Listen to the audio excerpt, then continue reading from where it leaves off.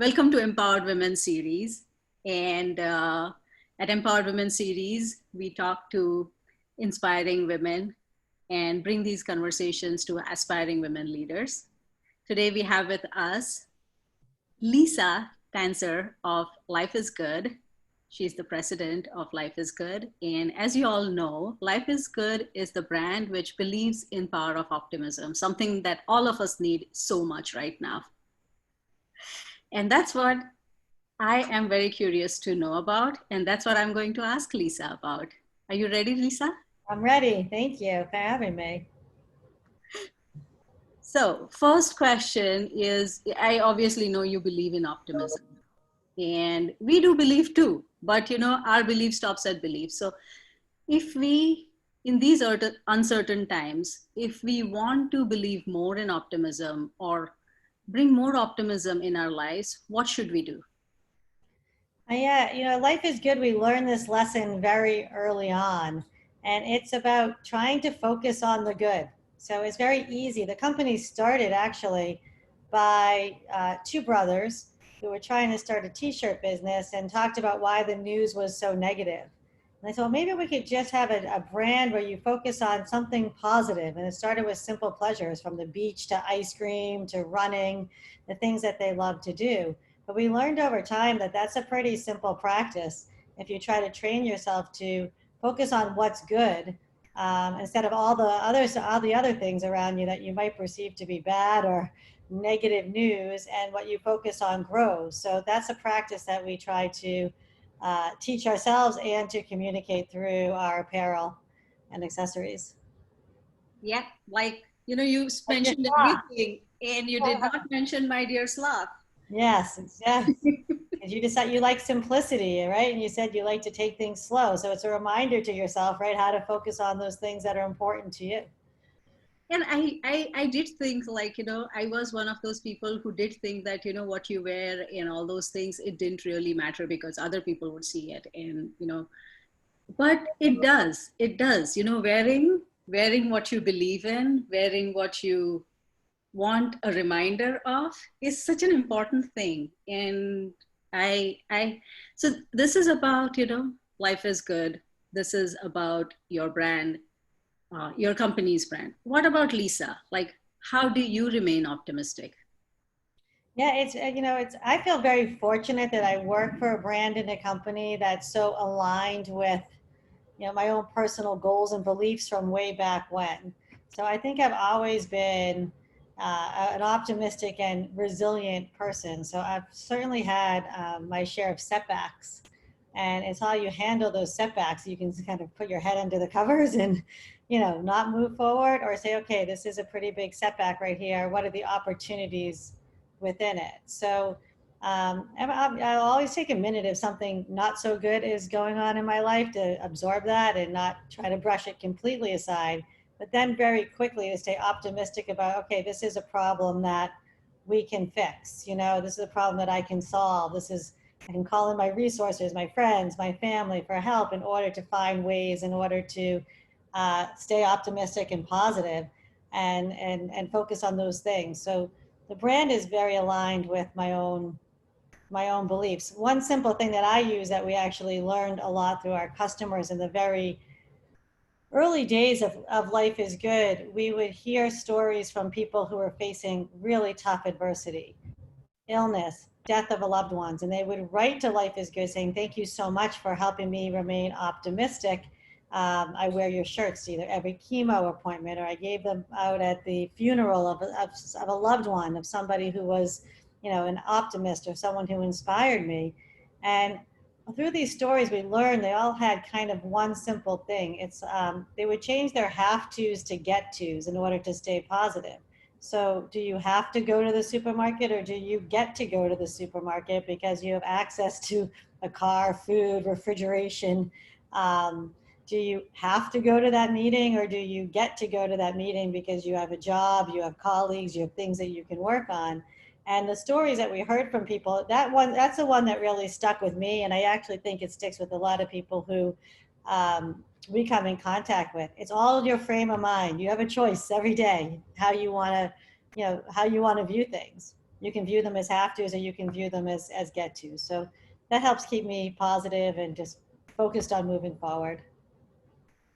I really like that thing that you talked about, have to and get to. And I, while you were talking, I started counting in my head that just during last few months, last few months, how many have tos have become get to?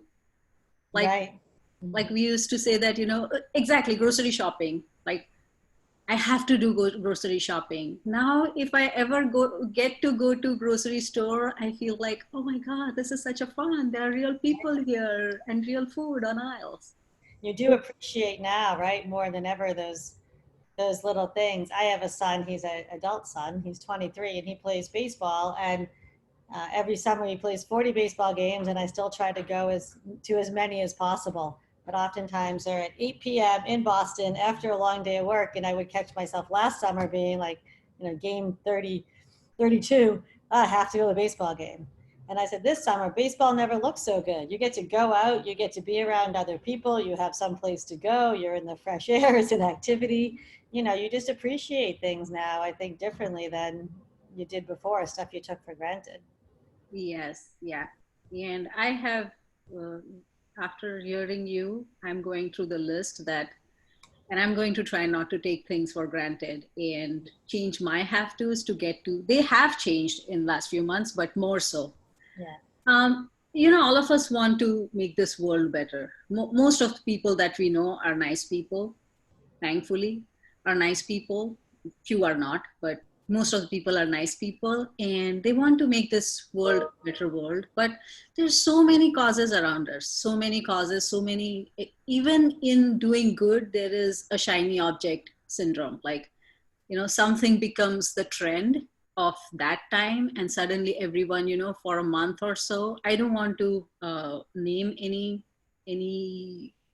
cause, but how do we, in because there's so many causes we could take up to change the world. How do you select a cause? How do you focus on a particular cause and give everything to it? Yeah. So, I mean, I don't know if your question is like personal or life is good. Do you want me to? Both. Okay.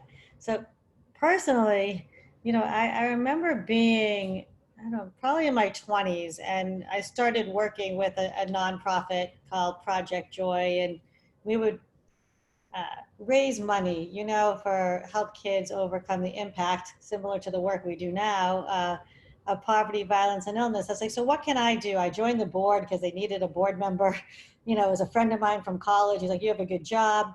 So I threw parties around Boston. That's what I could do. I could raise a little bit of money. And I was like, this feels good to be able to raise some money for a cause that I'm passionate about, but I want to be able to make um, a bigger impact. But I didn't have any money, a cause. I didn't really have a lot of time. I was a management consultant and traveling. And I thought about, well, what difference can I personally make in the world? And I wrote it down. I said, I'd like to positively impact as many people as I personally possibly can. And that really, for me, started with just simple interactions. How do you make somebody's day? How do you go out of your way for somebody? How do you mentor people who might need mentors? How can I use whatever skills I have if I don't have a lot of money and I don't have a lot of time to make the world um, a better place? And I think I've really personally just tried to stick with that. My assistant once said to me, who are all these people on your calendar? You're so busy. I don't even understand what you're doing. And it's, people who reach out who you just they might want advice, or they might need more mentorship or time or something. And I feel really fortunate that over the years, because of that, I've developed a really great support system myself of people who you can just rely on to do certain things. So that's personally how I live my life. Like, if I can help someone out, I want to do that. Professionally, life is good. When I mentioned early on, started to get, letters from people facing challenges who turned to the brand. And a lot of those were children. Children who are faced with terminal illnesses sometimes wearing Life is Good, or children with disabilities wearing Life is Good. And very early on, Bert and John Jacobs, who are the founders, started to give money to different children's charities. Over the years, they said we don't really want to be giving money out to different nonprofits. We actually want to integrate and do the work ourselves. So if you a little bit at the beginning of my story about a little nonprofit that I was working for that were helping kids actually became the Life is Good Kids Foundation. Probably, so we started that 18 years after we started what was called Project Joy, and Life is Good had donated some money to us over time. We became an integrated model in 2008, where Life is Good is a for profit and a not for profit, one brand. But the not for profit is focused on helping kids who are facing trauma, primarily poverty, violence, and illness, find optimism, find self esteem, find resilience through the power of play. And we decided, and it's been hard to stay on the path to say 10% of our profits at Life is Good go to the Life is Good Kids Foundation. This is the work of the Life is Good Kids Foundation, and we want to leverage that work as much as we can. So, for example, in a pandemic, I'll just use that as an example. A lot of people, well, we got to go make donations. X, Y, we should give money to all these different organizations. And we say, no, we're going to use what we're good at. What we're good at is art and message, so providing positive messages. So we said, well, how can we do that? So we decided to make things that celebrated healthcare workers or other essential workers, t-shirts for that. But how can we also use the 10% that we give to the Life is Good Kids Foundation? Well, they do a lot of work in hospitals. They do a lot of work to train the child life specialists and other caregivers in hospitals how to interact with kids who are facing illness and trauma. Well, clearly that's a widespread problem right now. So we always say, let's go back and leverage what we're good at, right? And not try to get distracted by the shiny object. And we get internally and externally uh, push to do that. And it's not from a bad place. It's everyone wants to do good. Everyone wants to do more, right? You feel helpless. But if we stick to what we're good at, which is art and message and the work of the Life is Good Kids Foundation with kids, that's how we're going to, that's the best impact we can have because those are our core skills. So it's not without a lot of conversation. It's not without a lot of people, you know, pushing to try to do more, but we know we're good at this. And so that's what we stick with.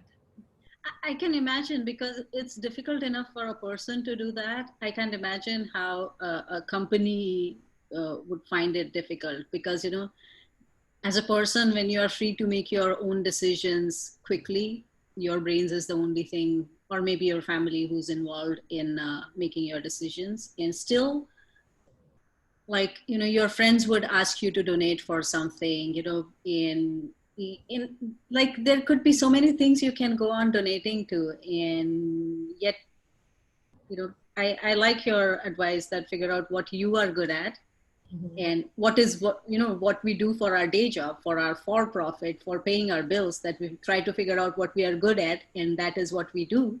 Same thing we can do for nonprofit. Exactly. Yeah. Yeah. So that brings me to uh, your career journey, which is, obviously I believe that I truly believe that you have really inspiring career, and obviously it mustn't have happened without some difficult times. Is there any, most difficult moment that I usually ask this question to all women because, it's easy for women to relate to it and learn from you what you did. Maybe they can do the same thing or do the different thing. So is there any difficult incidents or time that comes to your mind in your career? Oh gosh, yeah. There's been a lot. I mean, because first was figuring out how to balance my ambition with also my desire to raise a family, and I wanted to figure out how to do both as best that I could. So I worked full time until my daughter was born. She's 19 now. And at the time that she was born, I was working for, it was like the late 90s, an internet startup that we were fortunate we went public and then we got sold to another company. And when we got sold, everyone in Boston, the office got absorbed by someone in California. I said, well, gosh, I don't know. What am I going to do? What am I going to do now? I don't really see myself going into an office necessarily 5 days a week and doing that travel again. And I got very fortunate that when people found out that a company was sold, people I used to work with before said, "What are you going to do now?" I said, I don't know. I'm not so sure what I want to do now. And they started giving me some consulting projects. And it was all with people I knew. And before I knew it, I was really busy, probably working 40, 50 hours a week doing like strategy and product development projects. But I was able to do it primarily from home and found a way that those 40 and 50 hours a week were going to work within my schedule. I have no issue working 8 to midnight, you know. Or whatever the hours were to get the work done, but that also allowed me to be accessible to young children. I always had also help, by the way. I don't think you can work 40, 50 hours a week and not have some help with the kids. And so over a course of many years, I did like 3 or 4 years like that consulting, and then somebody who I knew called me up, the children's entertainment company. So I worked at Hasbro. That was one of my toy company, one of my full-time jobs. A guy I knew from there called me up and said, "Hey, this new children's entertainment company is starting up, and it's between California and Toronto. They need a head of marketing. I think you could do it from home because it has a lot of remote offices." I'm like, "That sounds great," because I was itching to get into something more permanent, you know, than doing the projects. And so I did that for 4 or 5 years, you know, balancing that. And I think so the difficult moments have come, like, how do you continue to grow, stay in the game, you know, have a fulfilling career? Yet I didn't want to be look back saying that I missed those baseball games, you know, too many of them, or I wasn't able to go on a field trip with my kids. And so I feel like there's been a lot of, you know, sometimes you get a sacrifice on what you're doing with your career. Sometimes you get a sacrifice a little bit on your family, but just weaving that through all the way. But I think it allowed me to, when this position came up, which I should say, I went back into doing some consulting, you know, after full-time jobs. And one of the consulting jobs was the Life is Good Kids Foundation said, "We need more than just board help. We need a strategic plan." So I said, "Yeah, I'll come in the office a couple of days and help with that, you know, more than the regular board work." While I was there, Life is Good, the for-profit side, who I've known for a long time, said, "Could you do us a favor? We need help. Bert and John just wrote a book with National Geographic. We're doing this book tour.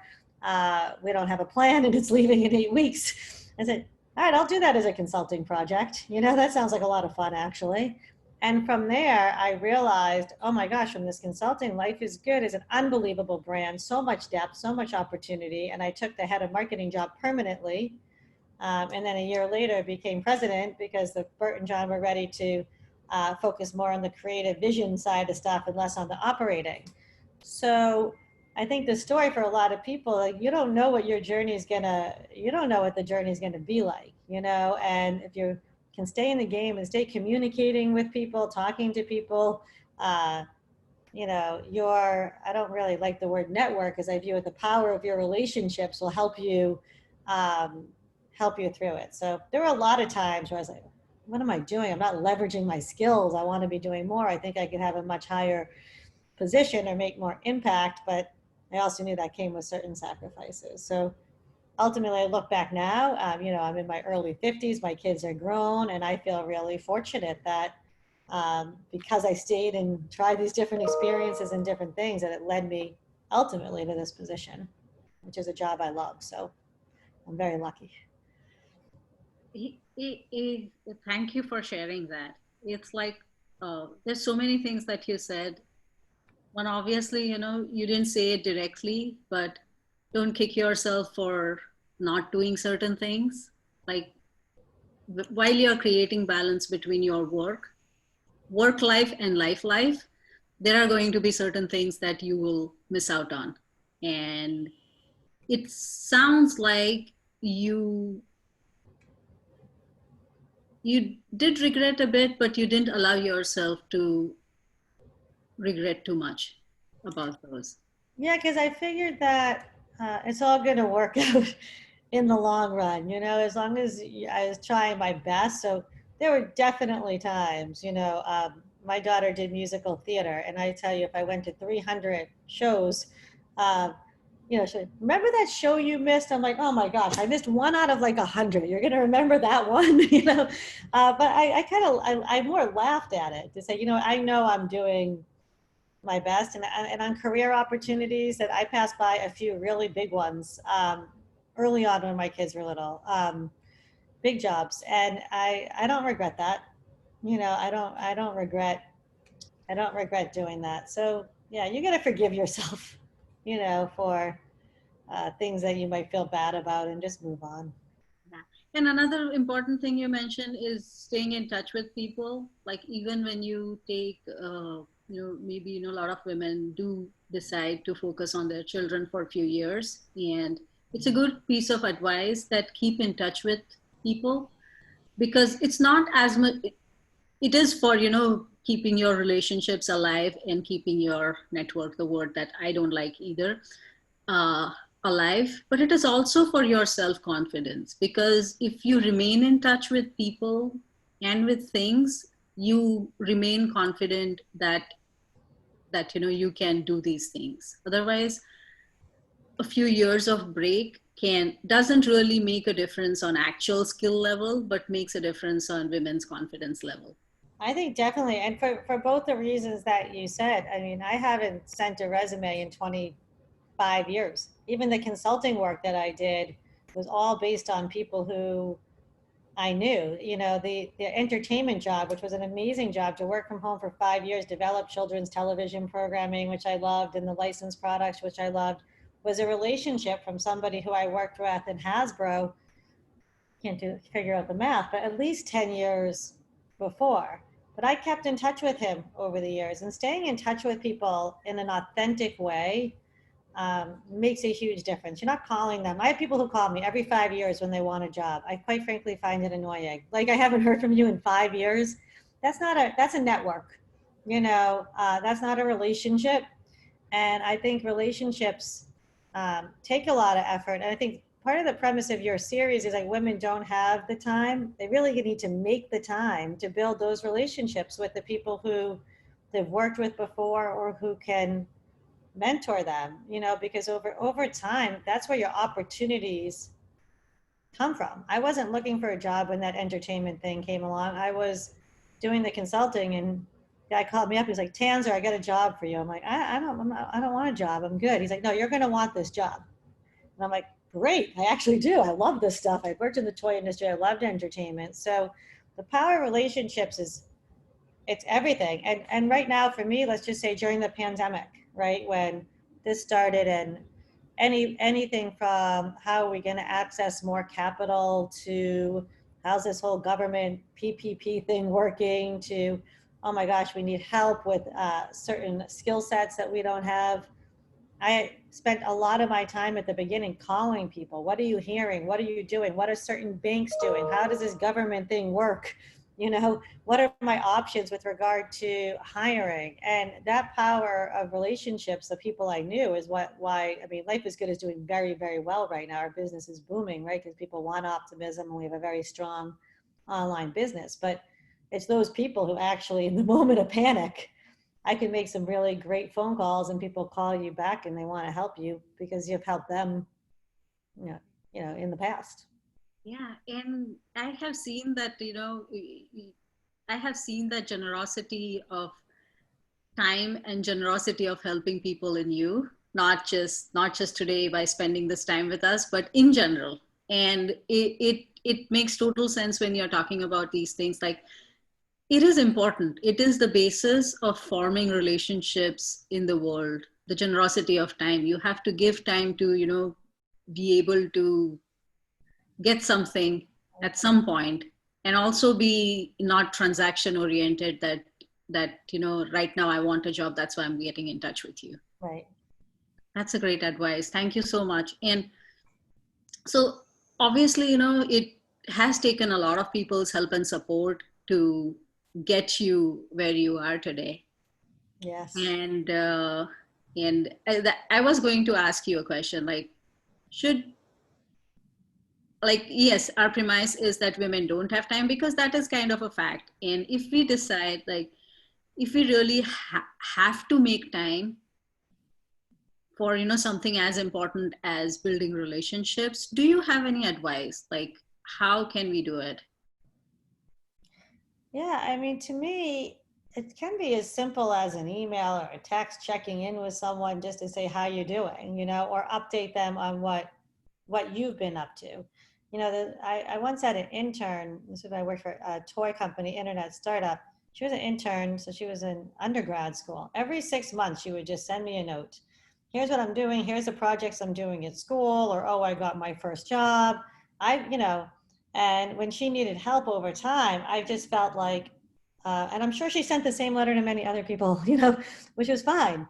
But when she came around and looking for help or mentorship, like, all right, I've followed you for the past, 5 or 10 years. You took time to reach out, but that's not a heavy lift, really. It's not a heavy lift to send a couple emails out or emails or texts and say, here's what I'm up to. What are you up to? For some people, you can schedule a lunch or a phone call, but it's just staying in touch, updating people with what you're doing. It doesn't have to take, like you mentioned, you don't have a whole day. Maybe you said to go play golf or do some of the other stuff, but you still can have time to reach out. I also think there's ways to do things. I saw a lot of women doing things where they would get a group of people together, for a dinner, whether it's like once a month. So a dinner, then you're meeting 10, 15 people at one time and forming a support group. And I think everyone can deserves a dinner a month or, whatever they're trying to do. So there's efficient ways. There's efficient ways to make that happen. Yeah, I want to do that. That has been, like, before starting with Empower Women series, I was thinking that maybe, we should form a lunch group where we can all come together and discuss what's going on with our careers and help each other, like, if somebody has, because there are certain things you can discuss at workplace and there are certain things you need an outside support, Right. like needing consultants or therapists. If you're into it, you can't really give each other objective advice. I also think there are other groups that people, women and men, could join that does make that relationship and, building or getting in touch with people more efficient. Yeah. Uh, so there's ways at it. I think it's critical. I think that's, to your second, or I think it was your first point, had to do with confidence. And I have many friends who didn't work for a long time, who were very, very bright, very successful earlier on. And it was time for them to go back. They're like, Lisa, I don't even know where to start. I don't even know what to do. I'm like, okay, well, you need to call 5 people a week that you used to know and tell them, this is what I'm trying to do, but you got to make it a job. But they were nervous even. Do I have the skills to go back? I'm like, of course you had the skills. You had them before. You have them now. But you do lose if you're not continually talking to people, understanding what's going on out there. I do think people lose their confidence pretty quickly, and then have a harder time getting, either back in the workforce or more full-time or whatever their preferences are. Yeah, that's right, Lisa. I mean, a lot of women, like, that is one of the biggest career problems that women have is when they take a break for raising children. They just, and it has nothing to do with anything else. It has to do with the confidence level of. Right. And I think, your way that you suggested for your friend, that, talk to 5 people, get in touch with 5 people every week, is a good way, because then, uh, obviously, as per what you said earlier, they should keep in touch with a lot of people whenever they have time. But in case they absolutely don't have time, then they can start talking to people whenever they have time to build that confidence back. Well, in this case, like, a lot of people didn't know that this particular woman wanted to go back to work. So I said, even your friends, it doesn't have to be past colleagues, your friends, people who know you, who have seen you in your volunteer activities, who know how organized you are, how smart you are, your leadership. This person got an unbelievable job in consulting, kind of close back to what they were doing before, a few levels down, but has subsequently moved up within 3 weeks. Because people knew her. They knew she was a go-getter, right? They've seen her in action, like, oh wow, you'd come back in and work. I want those skills. But she was nervous at first. What am I going to tell them? What am I going to say that I want to do? Like, they know how good you are, from watching you in action. Hey, that's the point. Mm-hmm. Next one is, we know, all of us know about life is good. We know it from outside. We love it. And my question is, how is it to work at Life is Good? Yeah, I mean, it's like I tell people, it's like a 25-year-old startup. You know, the company's been around now 26 years. We're over $100 million. We're growing. So we're in pretty heavy growth mode the past 3 years, you know, double-digit growth, but now accelerating. So every day is like we're learning and trying to evolve the business. We're changing our business model right now to be closer to market. So, in other words, we can come up with a t-shirt design tonight and print it tomorrow morning, one at a time, digitally print it, and then say, oh, which ones are working? Okay, we'll invest in inventory in those, which is a whole different business model than what you would picture an apparel company doing, which is printing a bunch of shirts and putting them in a warehouse. A lot of our marketing efforts are very, I would say, guerrilla marketing, and also like just innovative on social, some of the things that we're doing. So it feels still like, you know, you're going to get your hands dirty and try a bunch of things and probably fail at some and hopefully succeed at a lot more than you fail. But it's a hardworking place. People work really hard, but we try very hard to live our values, which are called the Life is Good superpowers. So the Life is Good superpowers, the brand is about spreading the power of optimism, and the superpowers are our values, things like gratitude, courage, authenticity, fun, humor, creativity. There's 10 of them. And we work really hard to make sure we're living those things. So even through all the entrepreneurial crazy stuff that we do, or how hard everybody's working, we want to make sure people are taking care of themselves, that they feel good about the work that they're doing, that we're having fun while we're doing it. So there's a very deliberate effort to live those superpowers, and that makes going to work enjoyable. Our team is, you know, a very strong team. People do have fun. We laugh a lot. We try to express, it's like a practice of expressing, calling out when you see somebody doing something good, showing appreciation. So it's a pretty special place to work. I know I'm probably biased, so I apologize for that. But I've worked at a lot of other places through my career, and you know, it's special. It's also special because you know you're putting good out there in the world every day. You know, when you're sending a shirt, you don't know who the receiver is, or you're putting a message on social. So we get a lot of letters from people, you know, who are facing really tough stuff, or who said, I just needed this dose of optimism. You know, it's a $28 t-shirt primarily, you know, and it's a great way to make yourself feel better. When you're sending out the packages and then you get these letters back, that's all the reward you need, because you did make a difference, you know, in somebody's day, oftentimes. So we always focus on that and share the stories that we get back from our community about, you know, how optimism and Life is Good as a vehicle for optimism has helped them. Wow. I so thank you for sharing that. Thank you for sharing that. And sounds like a very exciting place to work at. You are really blessed that you work there. I am I'm very grateful because, you know, as I mentioned to you, my 20-year-old goal was to positively impact as many people as I could. And for me, that was like doing favors for someone or being accessible. To find yourself in a job that ultimately is about positively impacting people is, you know, I'm very, very grateful for that. I'm very grateful. What could be better than working every day towards optimism for others? Yeah. And I'm sure there are things for other people, right? That's their passion. That's what I tell people. Your passion might be something else. You know, like your passion might be working in the healthcare field or education. You know, I do think actually there probably are things that are better for an individual person. You know, it's really about the matches very well with my passion, right? And who I am personally. So that's great. Other people, I'm sure, have other ones that would be, you know, as exciting for them.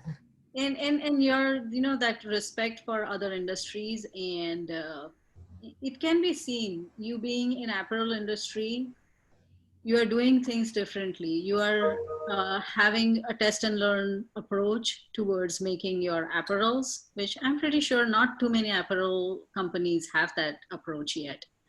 And that itself shows that, your respect and, ability to learn continuously from other industries and get it to your industry. And the very fact that, your 25-year-old startup talks a lot about the culture. So it says, to me, it says that you are agile and you are fast paced like a startup. At the same time, you are grown up like a 25-year-old grown up.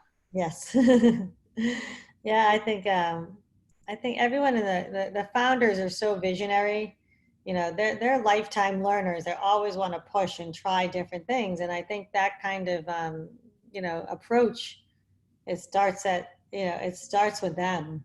It starts at the top. You know, they don't want to sit back and be like, oh, hey, we built this company for 25 years and it's pretty good at 100 million. Like, no, we want it to be 300 million, 400 million. So they're driving for, spreading as much optimism as they can. And that's the goal is great, and the way you are getting there, the journey of life is good, is also beautiful.